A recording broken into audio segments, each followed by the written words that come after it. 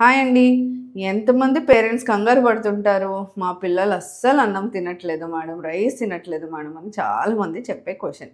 ఏజ్‌కి జనరల్‌గా స్టార్ట్ అవుద్ది. అరౌండ్ 1 ఇయర్ ఫస్ట్ బర్త్‌డే తర్వాత నుంచి పిల్లలు 18 మంత్స్ వరకు కూడా ఇలా సతాయించడం అనేది చేస్తూ ఉంటారు.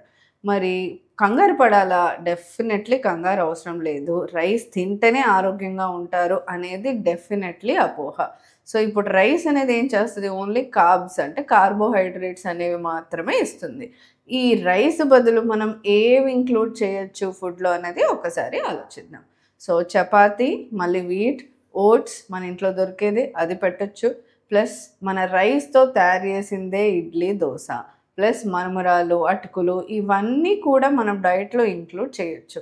ఇంకా ఈజీగా దొరికే స్టార్చీ ఫుడ్ ఈజ్ పొటాటోస్.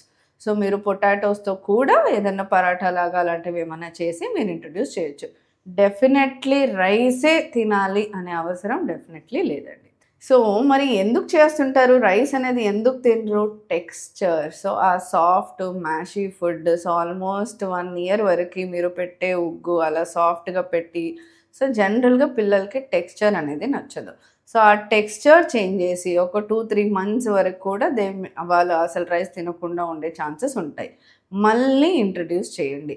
మరి ఏ విధంగా ఇంట్రొడ్యూస్ చేయొచ్చు? సో, కొంచెం కలర్‌ఫుల్‌గా చేయడము. సో, ఫ్రైడ్ రైస్ లాగా వెజిటబుల్స్ ఏసి వాళ్ళకి నచ్చిన ప్లేట్స్ కలర్‌ఫుల్ ప్లేట్స్‌లో పెట్టడం. ప్లస్ ఇంకోటి ఇంపార్టెంట్ టిప్ అండి మీకు.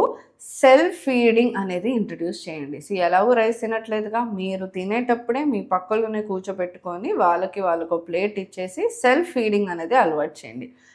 ఆ విధంగా వాళ్ళు కూడా ఎక్స్‌ప్లోర్ చేస్తారు. ఆ కన్సిస్టెన్సీ ఎలా ఉంది, టెక్స్చర్ ఎలా ఉంది అని. సో, మనం ఇంప్రూవ్ అయ్యే ఛాన్సెస్ ఎక్కువుంటాయి. సో, కొంతమంది పిల్లలకి టెక్స్చర్ నచ్చనందుకు మనం దాన్ని వేరే విధంగా కూడా ఇంట్రొడ్యూస్ చెప్పినట్టు మరమరాలు, మన అటుకులు ఇవన్నీ కూడా రైస్ నుంచి తయారు చేసిందే కాబట్టి అలా కూడా మీరు పెట్టొచ్చు. టెన్షన్ పడకండి. Thank you.